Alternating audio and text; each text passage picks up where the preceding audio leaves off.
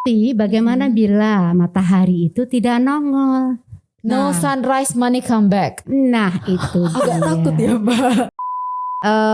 Pada upacara adat sebisa mungkin saya hadir. Kecuali pandemi ini ya. Kita nggak bisa ke sana sama sekali. Jadi Itu kalau saran orang saya, yang bagus banget itu. Kalau yang anak muda sekarang tuh kan senengnya naik motor, cuma lihat sunrise, habis sunrise balik. Nah, betul. itu kebanyakannya seperti ya. itu. Nah, itu sebenarnya bahaya.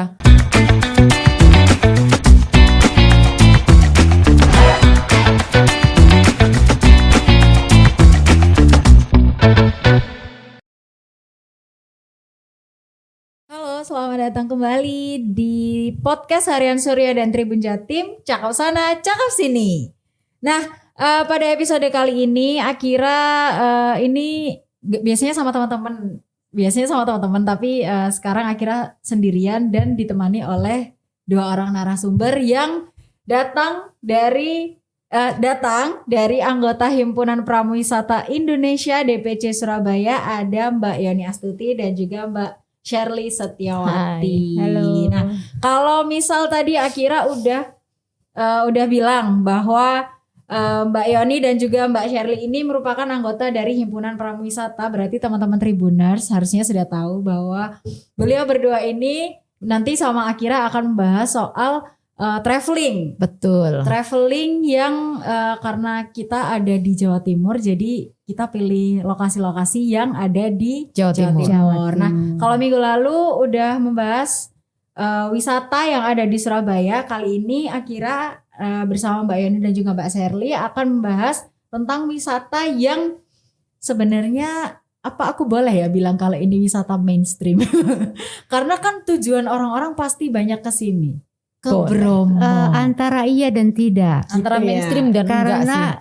Karena Bromo ini sudah dari zaman bahula diketahui oleh orang lain. Namun orang-orang datang hanya untuk melihat sunrise.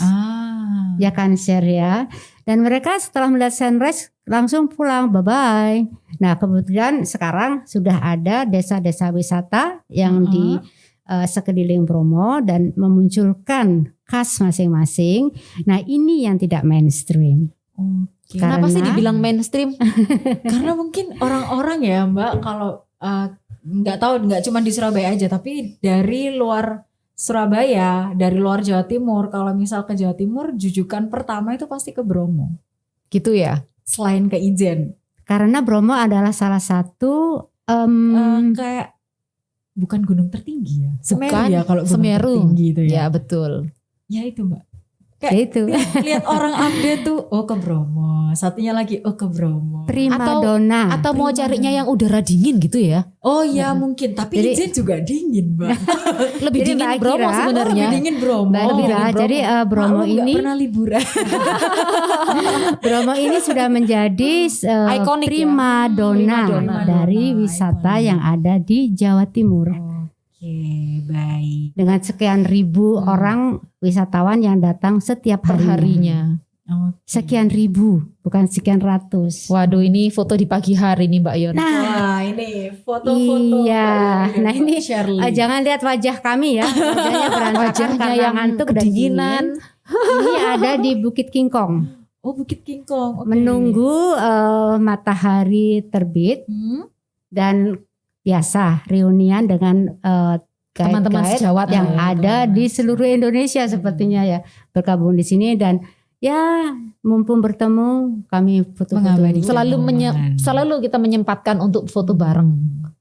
Oke, baik. Oke. baik. Kemudian selanjutnya ada foto lagi. Ada. Oh, Ini sunrise-nya. Ini sunrise. Ini yang membuat ada. orang ketagihan datang ke Bromo ya. Itu yang bikin Bromo mungkin Menjadi disebut populer. mainstream. Betul. Tetapi bagaimana bila matahari itu tidak nongol? No Nah. sunrise money come back. Nah itu Agak dia. takut ya Mbak. Ini Kalau sebuah maninya comeback. ini sebuah guyonan aja ya karena banyak juga wisatawan yang kecewa karena tidak ada sunrise. Mengapa kecewa? Karena tujuan mereka hanya melihat sunrise. Oh, Jadi kalau misalnya ya musim hujan itu agak sulit untuk mendapatkan sunrise yang clear seperti ini. Oh. Jadi mendung. memang sunrise tapi ketutup dengan awan. Jadi kita udah lihat sinarnya, mataharinya udah pecah. Itu sebenarnya udah nggak bagus sih. Yang, kan yang dikatakan sunrise indah. bagus tuh pada saat dia keluar masih oranye, Yang kayak masih gini. belum ada sinarnya, baru itu keluar. Ini baru keluar sinarnya. Itu bagus karena banget. masih bisa difoto dengan kamera yang kita punya ya.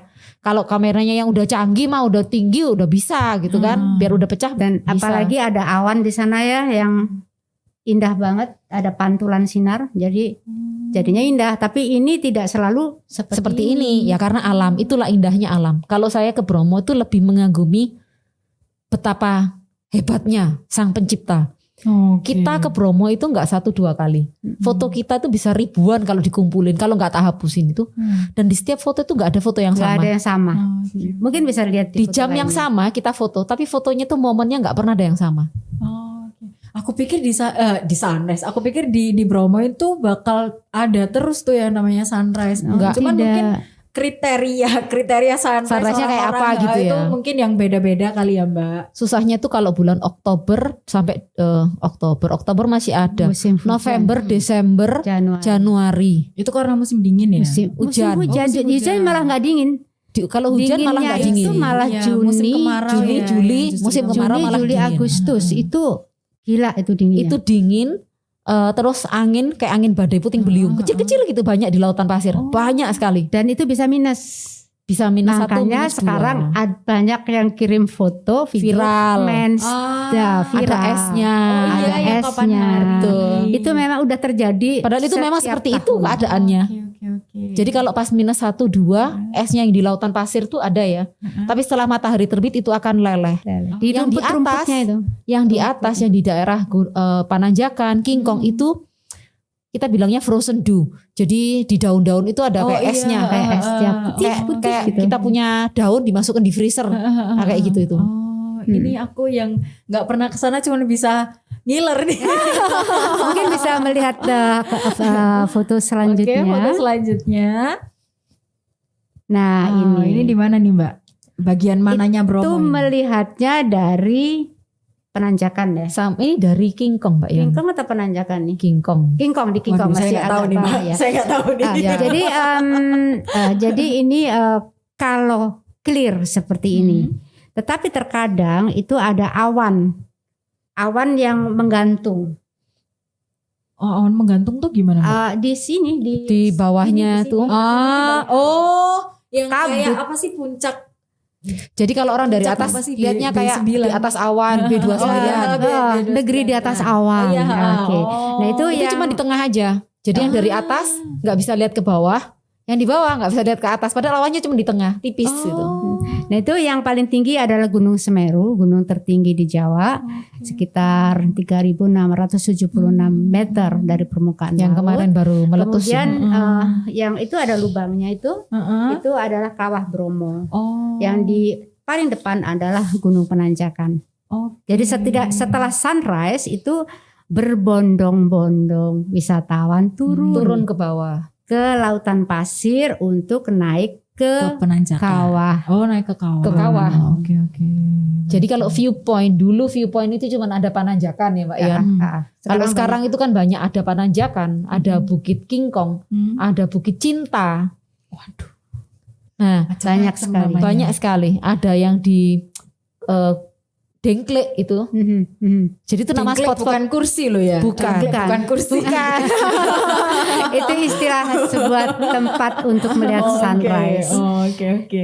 Tuh, nah, Cuman memang spot tertingginya memang di Pananjakan. Tapi di Pananjakan itu pun kita nggak bisa sepanjang tahun bisa lihat matahari terbit di situ. Karena matahari terbit itu kan bumi itu kan bergeser. Nah, kita mesti tahu. Jadi makanya kita ambil di Bukit King Kong karena ada di bawah. bisa lihat foto selanjutnya. Nah ini di bagus lautan banget pasir. langitnya. Jadi kadang di atas pagi ya ada awan yang menggantung. Kita nggak bisa lihat bawah. Tetapi setelah sunrise kita bisa melihat bukit pasir Lautan ini pasir, bisa clear seperti ini. Dan pemandangan seperti ini dengan awan menggantung itu juga tidak selalu sama Tidak ya. selalu Sheryl. sama. Tidak selalu sama. Kadang benar-benar clear biru. Biru. Nah, ini Mbak, kalau cuaca bagus, oke. Tetapi kalau cuaca tidak bagus karena terkadang ada angin ya, angin khususnya yang bulan Juli, Juni, Agustus, September ya, kecil-kecil itu tadi itu kan ya? kering, pasirnya kering. Jadi kalau anginnya wes gitu ya udah kita diam aja karena di seputaran kita pasir semua jadi kayak hujan. Pasir. Nah kan kalau hanya melihat alam ya alamnya indah banget ya. Kita bisa melihat dari semua sudut yang ada di Bromo itu indah. Tetapi namanya alam, jadi terkadang ada saja nggak bisa diajak janjian. Nggak bisa diajak janjian. Bagaimana apabila alamnya tidak bagus? Apakah Bromo jelek? Enggak ya. Enggak. Karena apa? Adat suku Tengger yang menjadi selain melihat keindahan Bromo, kita masih ada kearifan yang lokal, lain nih. Kearifan lokal dari suku Tengger. Jadi biar tamu tuh kok kesini kok cuma lihat Bromo aja. Padahal kita bisa bawa ke tempat yang lain. Misalnya ke ladang. Melihat petani bekerja di ladang. Bagaimana mereka menanam atau memanen. Di Bromo ini tekstur tanahnya beda. Kayak debu, kepiur. Jadi kalau digini kan halus kayak bedak gitu. Nah itu mereka nanamnya juga susah. Beda dengan lahan pertanian yang mungkin ada di sekitar sini ya. Yang tanahnya padat diinjak. Kalau ini diinjak ambles. Karena itu debunya dari debu vulkanik yang dikeluarkan Bromo. Bromo setiap 5-6 tahun sekitaran itu akan meletus. Erupsi. Berarti masih aktif. Sangat aktif. Oke, bisa selanjutnya Mas. Ini ada Mbak Yoni dan juga Mbak Shirley nih. Ya, nah ini kami berdua duet membawa tamu dan tamu tersebut tidak melihat sunrise. Oke. Mereka ingin suasana yang itu yang private, aku tanya. yang private. Jadi mereka memilih sunset. Dan sunset mereka ingin melihatnya dari atas kawah Bromo. Nah, kalau sunset jangan dibayangin yang sunset yang warnanya kayak gimana-gimana ya. Yang oren-oren. Nggak bisa. Nggak bisa. Karena di Bromo ini tempatnya untuk sunrise. Oke. Jadi kita hanya bisa lihat sisa sinarnya waktu sunset. Jadi nuansa dari terang kemudian menjadi gelap. Pergantian warna itu sedikit indah. Itu aja. Tapi nggak bisa lihat benar-benar kayak misalnya kita ke pantai nih lihat sunset maklung gitu apa mataharinya kecemplung enggak seperti itu. Dan sebenarnya paling bagus itu lihatnya dari Mentikian. Karena apa? Warna ini cakrawala yang berubah-ubah, kemudian ada panorama di depannya, ada Bromo, ada lautan pasir. Ini yang membuat sangat bagus indah. Tuh. Sangat indah. Gitu biasa kita sama tamu duduk di situ minum kopi. Kan itu di depan hotel ya. Ambil kita biasa bawa kopi dari hotel atau ada penjual yang naik sepeda itu jualan kopi itu. Kita beli di situ sambil menikmati sunrise atau sunset. Perubahan dari gelap, dari terang menuju ke gelap. Bisa dilanjutkan. Nah ini. Oke. Mbak ngomongin soal foto ini. Ini kan foto tetap ada di kawasan Bromo, di sekitaran Bromo. Di Bromo, bukan di sekitaran di Bromonya. Nah, apakah wisata yang seperti ini yang disajikan oleh Mbak Yoni dan juga Mbak Shirley kepada tamu ketika mereka tidak bisa melihat sunrise tadi? Bisa. Meskipun mereka bisa melihat sunrise, kita masih bisa melakukan ini. Ya kami bisa melakukan ini. Ini yang anti mainstream berarti. Makanya tadi bingung yang mainstream dan tidak mainstream yang mana. Asalkan kami para guide punya hubungan yang baik dengan warga desa lokal. Jadi mereka akan welcome banget. Mereka senang loh kalau kita datang. Kadang itu tamu sudah berbekal, bawa pensil, bawa mainan, buku, permen, mainan gitu. Buku kita cerita. Datang ke sekolah-sekolah TK gini, bagiin itu satu-satu, mereka senang banget. Itu sampai main sepur-sepuran. Bisa selanjutnya.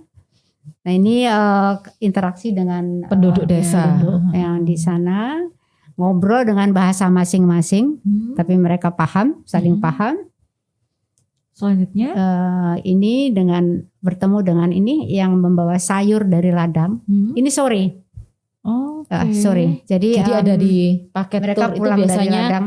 ada tour hanya sunrise, kemudian kita melanjutkan ke site berikutnya, atau biasanya stay 2 hari 1 malam Mbak yang di Bromo itu ada desa tour. Kalau Ini ada program desa tour, kalau bisa desa tour melihat kita bisa bikin ini. seperti ini. Jadi pagi melihat sunrise, kemudian istirahat di hotel ya. Kemudian setelah lunch itu sekitar jam Makan 3 siang, gitu.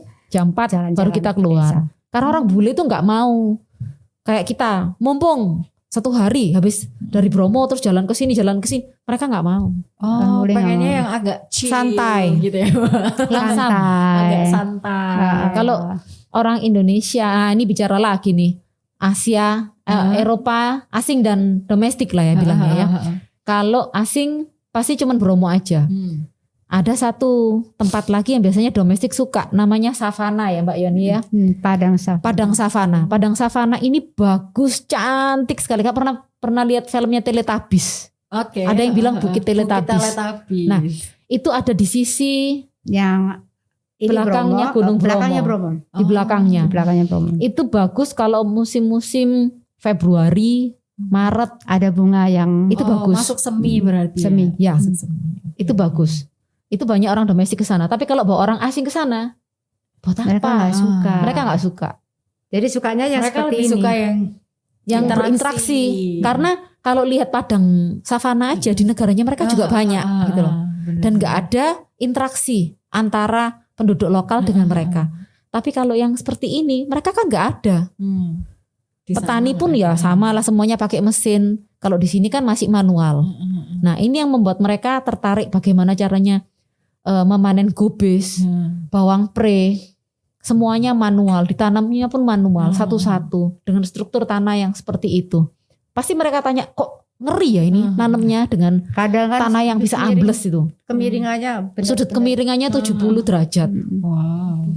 Bisa lanjut. Nah ini mereka pulang dari ladang, bisa lanjut lagi. Nah ini nih, ini pawon. Ini pasti disukain ini sama ya pawon. Mas bule-bule Ya jadi itu. mereka masih mempergunakan pawon seperti ini ya dengan bahan bakar kayu. Kemudian di depan ada mejanya pendek. Duduknya di dingklek.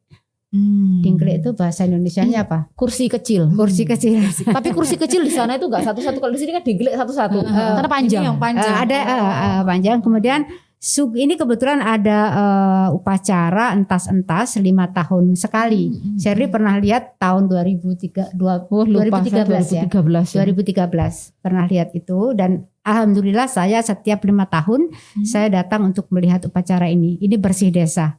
Dengan menyembelih kerbau. Kerbau itu dari kepala sampai ekor. Itu sampai ekor semuanya itu kulitnya nggak boleh putus. Jadi nyambung, hanya dagingnya aja Diambilnya dari bagian depannya. Tapi kalau yang punggungnya tetap harus satu. Nanti lihat gambarnya ya. Ada kemudian di meja ini ada banyak jajanan yang disuguhkan kepada tamu, dan itu sarung khas Tengger, caranya memakai seperti itu. Jadi kalau bukan dibuat kayak selimut kita. Jadi kalau di Tengger hanya untuk menutupin ini bahu. Kalau bahunya sudah nggak kena angin, ya sudah, dia merasa itu hangat. Nggak diselopongkan. Jadi antara laki dan perempuan cara memakainya beda. Laki-laki seperti itu diterlengkupkan, kalau perempuan seperti yang baju merah di tali di depan gitu. Ini guide juga dari Sidoarjo. Ini ujungnya diikatkan. Ini untuk perempuan. Jadi ada 2 gaya. Bisa lanjut. Nah ini makanan kuliner sehari-hari kami. Kalau kami bawa tamu dan tinggal di homestay mereka. Ini homestaynya milik dari penduduk lokal juga. Kita memang memberdayakan biar orang lokal juga mendapatkan pemasukan ya. Jadi nggak sekedar hotel-hotel aja. Tapi bagaimana penduduk lokal itu juga mendapat uang dari pariwisata. Kemudian penjual sayur sekalipun yang mereka tadi bawa itu kita bisa beli sayur di mereka dan mereka dapat uang. Jadi nggak langsung dimasukkan ke pengepul gitu, enggak. Kemudian ada sayur-sayur yang dijual di pinggir jalan, tomat, kemudian Lombok di sana itu lomboknya besar-besar kayak tomat-tomat gitu Nah, besar. lombok besarnya. tomat yang segini tuh pedasnya luar biasa. Itu yang ada di cobek itu lombok tomat. Pakai itu. Oke. Tantrasi. Oke, bisa selanjutnya. Nah, ini lain lagi. Desa berbeda. Ini desa yang Desa yang berbeda dan berbeda. itu yang hijau itu namanya sayur semen. Sayur kok namanya semen Iya, ya? iya. Itu sebetulnya semi. Semian. Dari kata semian. Oh. Jadi kubis itu kan sudah dipanen. Panen. Nah, batangnya ini dibiarkan Sampai dia beranak semi lagi. Oh. Itu yang diambil. Oke, Semian menjadi semen. semian. Dan dicocol dengan sambal dengan lombok. Itu enak banget. Aduh, pengen Nah, makan. Lombok terong, sorry namanya lombok terong. Aku baru Enak ingat. banget. Lombok terong. Enak banget. Itu bisa nagih-nagih, bisa nambah-nambah makannya. Mbak, soal homestay yang tadi. Itu kan tadi Mbak Yoni dan juga Mbak Shirley bilang kalau nggak cuma di hotel aja, tapi juga mau mengantarkan para turis itu ke homestaynya milik warga. Nah, apakah untuk pemilihan tempat menginap itu dari Mbak Shirley dan juga Mbak Yoni yang menentukan, atau ada misal kayak si Travel agent. Travelernya itu sendiri. travelernya itu sendiri. Jadi yang kalau orang milih. asing ya, Mm-mm. kalau orang asing ada dua versi. Mereka backpackeran atau mereka yang versi agent. Jadi kalau versi agent dari agent to agent, dari agent dari negaranya dia sampai ke semua negara yang mereka kunjungi, itu sudah ada hotelnya sendiri. Nah, Sudah kalau yang diputuskan backpacker, dari negaranya. ya, itu sudah dipilihkan hotelnya. Kalau yang backpacker baru mereka kan browsing. Udah browsing, ada juga yang aku sampai di Surabaya nih. Tapi aku nggak tahu mau kemana. Kemudian sama agent ditunjukin kayak misalnya kamu bisa ke Bromo. Guide-nya siapa? Guide-nya ini. Misalnya sama Mbak Yoni gitu ya. Dia nggak ada mikir mau nginep di sana. Setelah ngomong-ngomong sama Mbak Yoni, nah bisa nih dibantu untuk mau homestay yang mana. Oh, oke.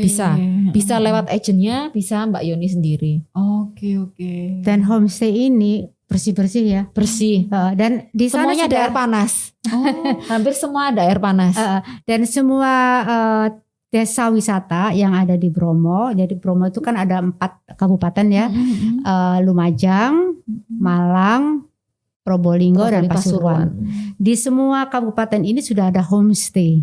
Dan setiap homestay memunculkan ciri khas dari desa masing-masing. Dan mereka juga create tour. Create tour di desanya, contoh bisa masak bareng yang punya rumah dengan menu seperti ini. Kayak Seneng living kan? in gitu. Kayak live in, jadi tinggal sama penduduk desa. Kemudian makan di bertani. situ, ikut bertani. Untuk anak-anak sekolah, kenapa enggak? Bagus banget untuk keluarga, kenapa enggak? Nah, mereka juga bisa ke Bromo dengan naik jeep atau berjalan kaki karena mereka juga punya jalur khusus ke Bromo jalan kaki. Nah, kalau Wah, jalan kaki itu. ini biasanya asing. Kalau Sekarang yang mulai orang-orang Indonesia yang udah mulai. muda-muda, tapi yang kalau muda-muda. nah, tamu Kalau yang kita yang- bawa ini kebanyakan tua-tua dan semuanya jalan kaki. Ini orang asing. Asing. Tetapi Beda. orang Indonesia yang sudah 50 ke atas. Kalau 40 ke atas mereka 40 ke atas lah, mereka sudah sewa motor lah, Ah, naik kuda. Ini gampangnya ya, misalnya dari habis sunrise kemudian turun di lautan pasir, kita kan biasanya masih pakai jeep ya Mbak Yon. Dari situ kita start mau naik ke Gunung Bromo itu bisa jalan Naik kaki atau naik kuda. Nah, kalau saya lihat perhatikan orang Indonesia kebanyakan mereka pasti milih naik kuda. Kalau bule, Kalau bule Jalan pasti mereka kaki. jalan kaki. nggak biasa jalan, Mbak. nggak biasa. Itu dia. Makanya desa-desa wisata ini memunculkan acara tadi jalan kaki. Bisa di desanya saja bisa sampai ke Bromo. Peminatnya masih kalangan muda. Betul. Begitu. Oke. Semoga yang tua-tua bisa mengikuti ya. itu. Oke, baik. Nggak usah yang susah-susah lah, yang mudah-mudah. Bisa dilanjutkan, foto Mas. selanjutnya. Oh, ini adalah pakaian adat dari suku Tengger. Warnanya hitam-hitam kalau Nah, di jadi Bromo. untuk pakaian laki-laki adatnya. hitam, kemudian ada pakai udeng dan pakai sarung. Sarung itu tetap dipakai. Ini bedanya ya, sama-sama Hindu antara Bali dengan Bromo, tapi pakaian adatnya beda. Kalau di Bali kebanyakan putih warnanya. Tergantung Kalau di- juga dari upacara. Kalau yang upacara sucinya dia pasti dipakainya. pakai warnanya putih. Kalau di Bromo mau upacara apa aja warnanya hitam. hitam. Jadi saya punya saudara angkat di Bromo. Jadi pada upacara adat sebisa mungkin saya hadir, kecuali pandemi ini ya. Kita nggak bisa ke sana sama sekali. Dan saya punya baju adat itu hitam, kemudian Selendangnya kuning. dan bawahnya sarung apa saja boleh. Ini entas-entas 5 tahun sekali. Dan waktu 2013 kami berdua masih belum punya baju adat waktu itu. Masih itu masih pakai baju biasa, pokoknya warnanya gelap. Pokoknya Iya. hitam ya. Pokoknya hitam, pakai apapun lah, pakai sarung. Waktu itu kita sarungan Saya pakai celana. Oh, pakai sarung, pakai sarung. Pakai sarung Pakai ya, kita sarung. ya. Udah bersarung waktu itu. Bisa lanjut. Nah ini tadi yang kami ceritakan ke sapi yang udah diambil dagingnya dan ditata seperti bukan sapi, kerbau. Seperti kerbau itu sedang duduk. Nah dibawa ke tempat yang disucikan di desanya. Kayak punden gitu. Kayak punden. Ini upacara entas-entas. Entas-entas. Bukan entas-entas. Apa? Aku tadi ngomong entas-entas. Unan-unan. Unan-unan. Unan-unan. 5 tahun sekali. Apa itu Mbak? Bersih desa. Bersih desa. Bersih desa. Upacara yang dilakukan setiap 5 tahun. Ini tahun 2018. Bisa lanjut. Nah, ini, posisinya kerbaunya seperti ini. Kerbaunya kan seperti sedang duduk gitu. Setelah upacara selesai, kemudian diciprati air suci dan kulitnya dipotong-potong dan dibagikan kepada masyarakat, dikeringkan, disimpan di rumah untuk tolak bala. Iya, bisa lanjut. Nah, ini adalah dengan Pak Kepala Desa Jetak ya ini ya. Jadi itu ada meja-meja suguhan, kuenya banyak banget. Ini setelah unen-unen ya berarti? Unan-unan. Setelah upacara biasa kita makan sama-sama. Dan tidak hanya upacara unan-unan ada seperti ini, tetapi kawinan. Setiap upacara, setiap upacara apa aja seperti pasti ini suguhannya. pasti ada seperti ini. Edan itu minumnya namanya itu namanya kuenya tuh banyak banget. Jadi banyak banget. Mereka pun juga tidak tertutup. Kalau misalnya kita bawa tamu asing, kita ajak ke mereka, mereka seneng banget. Tidak Dan itu masalah. jadi nilai plus kita ke tamu. Bahwa nggak di semua desa itu mereka bisa merasakan keramahan warga seperti ini. Atau kekawinan. Kadang kita sering loh ya bawa sering. pas kita lewat kemana gitu, ada orang kawinan kita berhenti. Minta izin dulu sama yang punya hajatan. Kita bawa ke situ, makan di situ. Tamunya seneng. Tamunya juga yang punya hajatan juga seneng didatengin bule. Itu. Karena bule tetap jadi Iya, karena nggak setiap hari mereka lihat ya. Jadi sebetulnya daya tarik wisatanya itu siapa bule atau Nah ya itu saling tertarik. saling tertarik ya. Bisa lanjut. Ini yang ini hanya sebagian. Yang untuk makan, meja makannya lain lagi. Dan suguhannya pun Banyak sekali. Banyak banget. Ayo, Mbak, Ini semuanya di Ayo tunggu ya pandemi semoga cepat berakhir ini ya. semuanya di balai desa.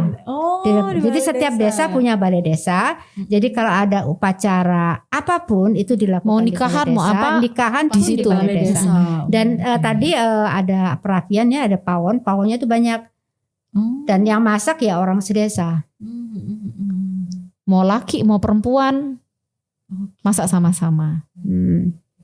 Oke, next. Oh. Sepertinya fotonya habis. Oke.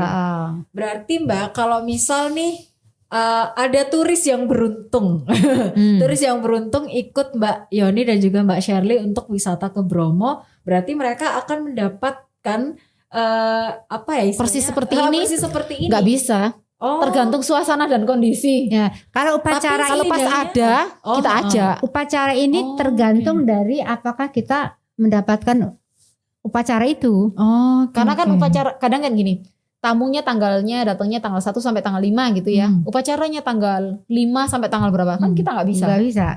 nggak bisa ikut. Nah, tapi paling tidak kami akan mengunjungi Ada rumah desa ya, visit rumah itu tadi. penduduk dan terkadang tamu itu ngomong gini, saya nggak kepingin makan di hotel, Saya mau makan di orang kampung. saya pengen makan di orang kampung. Ya suguhannya ya seperti tadi itu, Dan mereka seneng. dan mereka senang. Oke. Itu juga yang jadi kelebihan. Orang asing pun Ya, loh pokoknya senang. mereka akan mencari sesuatu yang nggak biasa. Buat kita juga nggak biasa ya Mbak Yon ya. Soalnya udah keseringan. Iya. Biasanya kalau tamu pasti sekarang hotelnya di situ tuh bagus. Mereka makannya bintang 5 lah katakannya. Kemudian besoknya dia minta saya nggak mau breakfast di hotel, saya mau breakfastnya di orang kampung. Itu loh cuma sambelan, sayur sop Kayak kadang tadi Mbak tuh, Yon.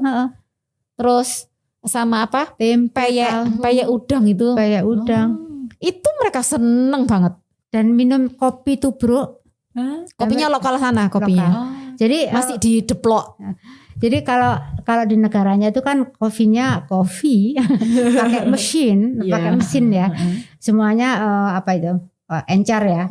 Tetapi kalau di sana kan top kopi tubruk. Saya bilangnya kopi dep. Minum ini sebuah atraksi juga. Karena apa? Setelah selesai minum, sininya kan jadi Hitam semua. Karena kan kopinya enggak pakai mesin apa? Bukan pakai gilingan yang halus banget. Jadi kan masih ada kasarnya. Jadi kalau setelah air panas ada di atasnya itu masih ada. Oh kan? iya. Nah, kita bilangnya itu sebuah pengalaman yang indah bagi mereka. Merasakan yang cemot bener-bener tadi cemot itu. semua. Atau kadang kita bikin kopi jahe Mbak Yon ya. Kopi jahe Jahe dikepruk dimasukin di situ. dimasukin Itu mereka situ. seneng karena itu fresh gitu. Bukan yang mesin, bukan yang industrial gitu, enggak. Mereka senang banget. Baik.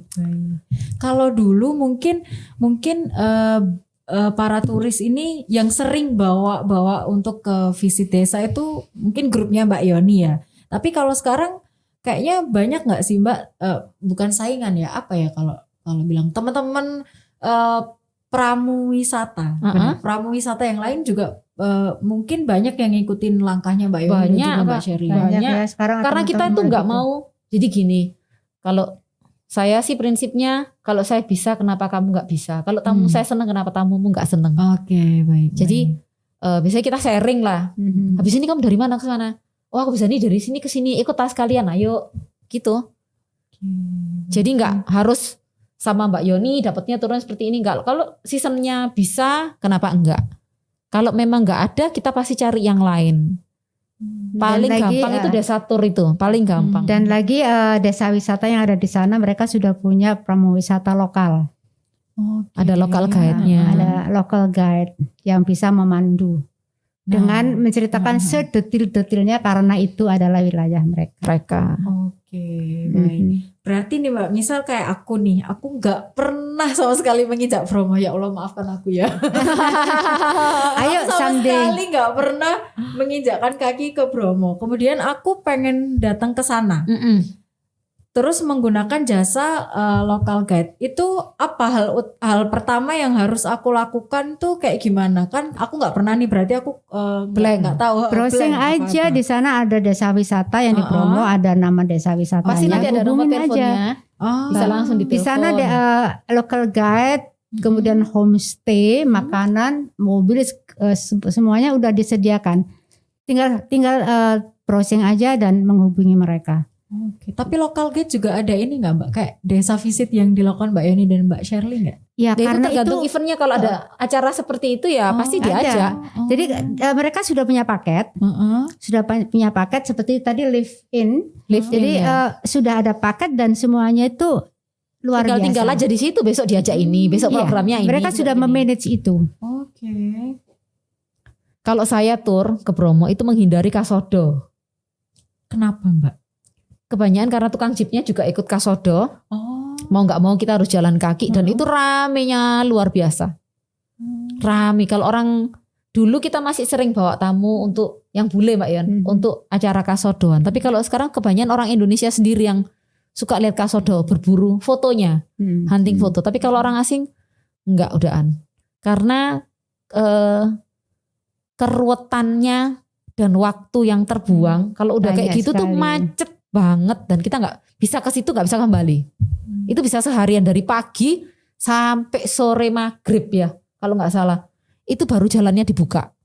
Sedangkan kalau kita bawa tamu asing kan masih ada destinasi selanjutnya. Destinasi selanjutnya yang harus Yang nggak boleh terlambat gitu loh, nggak boleh terlambat. Jadi kalau ada seperti itu kita mesti tanya, kasodonya tahun depan itu tanggal berapa jatuhnya? Karena kan ikutnya bulan Jawa, jadi nggak ikut kalender mereka nasional. punya kalender sendiri. Jadi kita mesti tanya sama mereka kapan ini. Nah untuk tanggal-tanggal itu pasti sama agent kita selalu share ke agent, biar agent nggak jual tamu di tanggal itu, karena kasihan tamunya juga.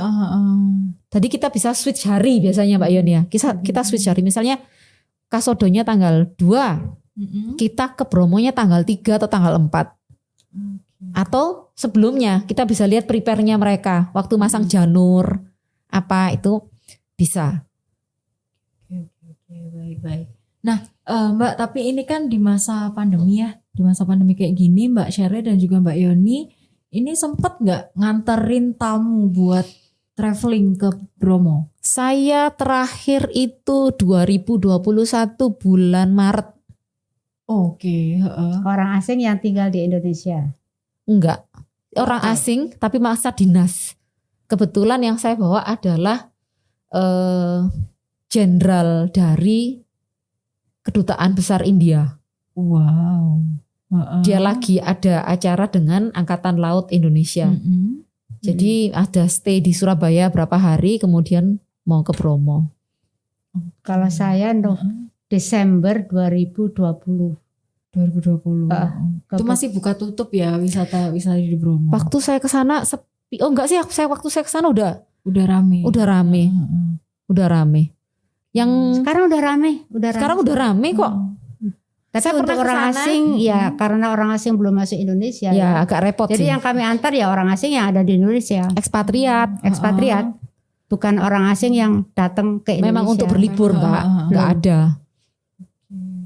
Mbak, ini kalau misal nih pandemi udah berakhir, tapi kan kadang para tamu juga nggak tahu informasi mengenai apakah Bromo udah dibuka atau belum. Nah, kalau Mbak Yoni dan juga Mbak Shirley sebagai pramuwisata, mungkin apa sih Mbak langkah yang bisa dilakukan untuk kembali meningkatkan wisata di Bromo untuk para tamu di luar negeri maupun di Indonesia?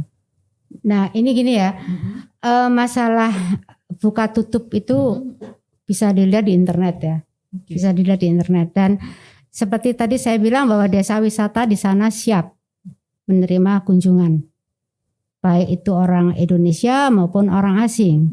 Tetapi apakah orang asing sudah bisa masuk Indonesia? Itu kan kita nggak tahu kapan. Karena karantinanya jumlah harinya juga masih maju mundur. Jadi alangkah baiknya bila wisatawan Indonesia dulu lah.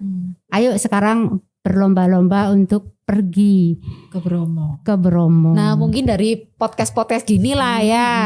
Jadi Tribuners bisa penting memancing mereka. Yang penting untuk bisa liburan nih. Ya, yang penting prokesnya. Yang penting cuci prokes. tangan. Itu. Dan tentunya antigen juga diperlukan untuk masuk ke dalam kawasan Bromo ya. Karena di Bromo setahu saya masih belum ada yang kena COVID nih ya. Ada sih satu. Nggak tahu. Tahun kemarin ya. Sepertinya kalau di Bromo sendiri nggak ada. Tapi dari orang lain yang ke Bromo ini kan yang dikhawatirkan. Kalau yang di daerah kawasan dalam itu memang nggak ada yang sakit. Nggak ada yang sakit. Makanya pendatang ini yang bawa. Makanya pemerintah harus memprevent mereka biar nggak ada yang kena gitu loh. Mereka harus tes antigen untuk masuk ke Bromo. Ini mungkin buat para Tribuners yang kadang bingung ya apakah ke Bromo tuh kalau misal wisata cuman gunung doang atau apa. Nah ini tadi dari penjelasan Mbak Shirley dan juga Mbak Yoni udah bilang kalau di Bromo itu nggak cuman gunung tapi ada mungkin kalau waktunya lokal. Pas ada upacara-upacara, kemudian bisa untuk desa visit karena warga di sana juga senang kalau dikunjungi oleh wisatawan baik domestik maupun asing. Satu lagi tiket sudah online ya. Oke, tiket udah online, udah mulai gampang. Jadi semua ya gampang. Sebenarnya sih ada lagi site kalau selain Bromo ya Mbak Yoni ya. Ada air terjun Madakaripura. Memang itu agak keluar. Jadi kalau misalnya itu masih sekitar 1 jaman ya. Mau ke area Bromo itu 1 jaman. Jadi sebelum biasanya tamu ke sana itu setelah dari Bromo atau sebelum. Tapi lihat jadwal dulu kalau asing, tapi kalau lokal setiap waktu bisa gampang. Itu bagus banget Madakaripura. Itu pun juga sama, kita nggak bisa sampai di air terjun utamanya sih sebenarnya karena terlalu dalam ya. Jadi cuma di luar, tapi bagus banget. Oke. Nah, tapi mungkin Akira sempat lupa belum tanya ini. Ketika Mbak Yoni dan juga Mbak Shirley terakhir kali datang ke Bromo, itu situasi di sana itu sebenarnya seperti apa sih Mbak? Maksudnya kalau rame, iya rame, tapi mungkin apakah warganya itu sudah sesiap itu untuk menerima wisatawan dari luar atau gimana? Atau mungkin mereka sebenarnya juga khawatir. Kalau mereka tuh siap banget. Siap banget dengan catatan aturan yang diberikan oleh Taman Nasional dan pemerintah itu ditaati. Jelas gitu. Jelas. Jadi ya tadi antigen. Nah sekarang kan udah ada Peduli Lindungi ya. Ya, tiket online itu juga memudahkan mereka untuk memonitor kapasitas di viewpoint tadi. Kayak misalnya di Pananjakan biasanya itu bisa ribuan orang. Itu seperti tribun di atas tuh. Tapi dengan adanya tiket online mungkin bisa dibatasi cuma 100 dibagi. 100 orang di situ, di King Kong berapa ratus, nanti di Bukit Cinta berapa ratus, kemudian di tangga ke Bromo itu bisa diantisipasi ini yang berapa, nanti baliknya berapa, seperti itu. Mereka siap dengan catatan tadi tamunya harus prokes. Oke. Supaya tidak menulari kalau yang sakit. Kasian dan sih kalau insya Allah semuanya karena daerah sana itu kan jauh dari rumah sakit ya. Jadi jangan sampai mereka tuh ada yang sakit karena kita datang ke sana gitu.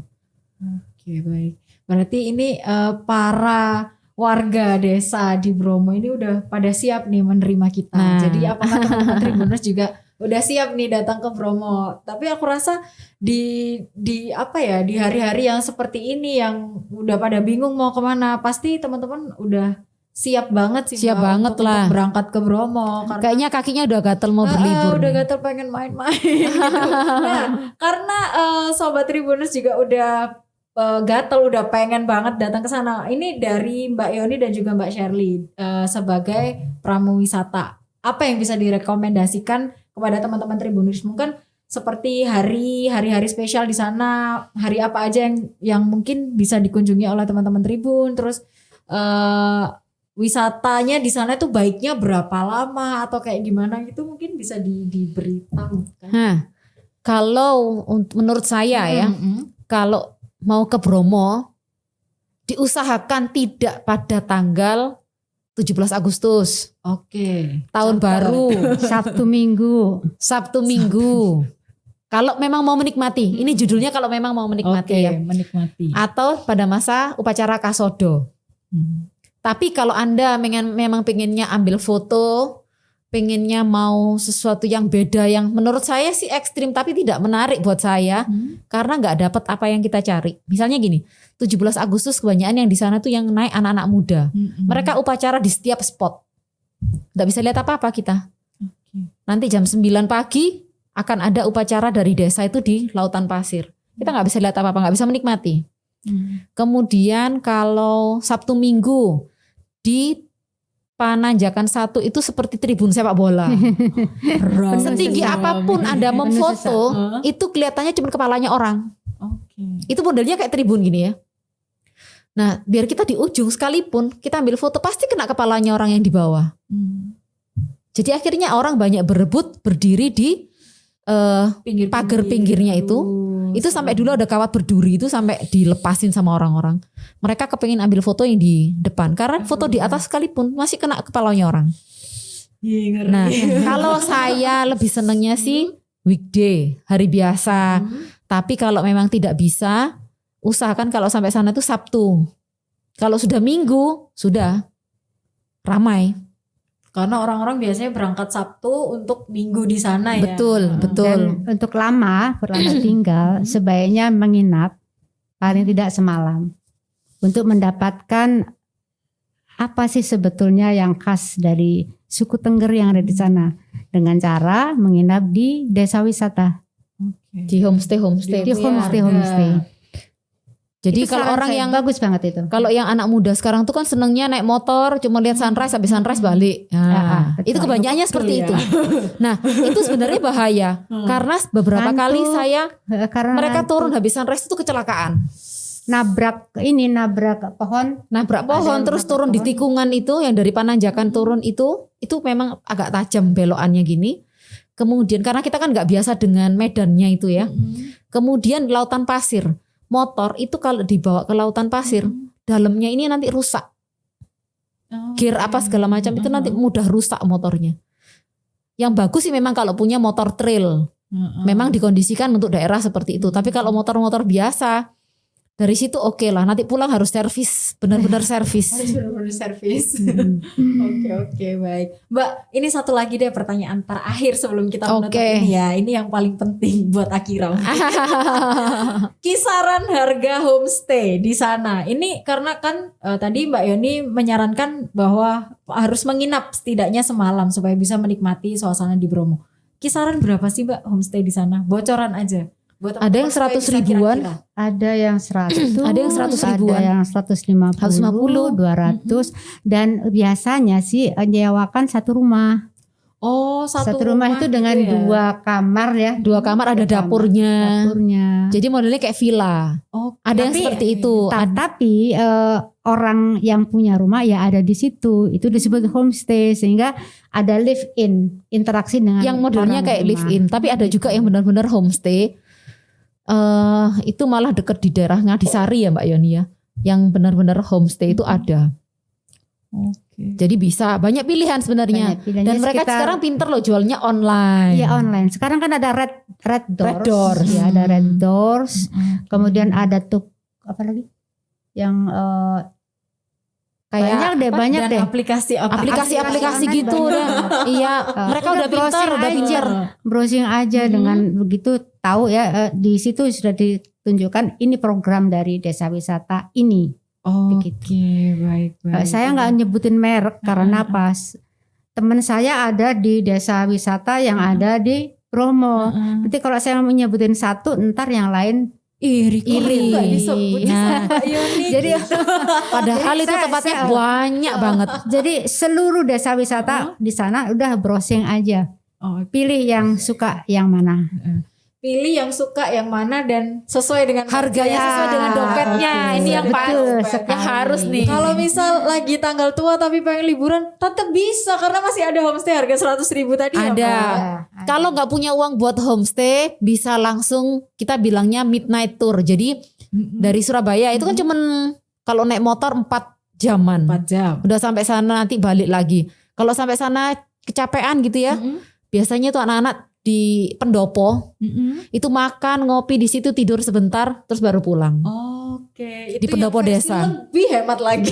Hemat. Jadi tidak ada yang membuat Anda tidak bisa berwisata. Tidak ada alasan untuk tidak berwisata. Betul sekali. Yang jelas orang di Bromo siap menerima kunjungan wisatawan. Dari manapun. Kapanpun. Dimanapun.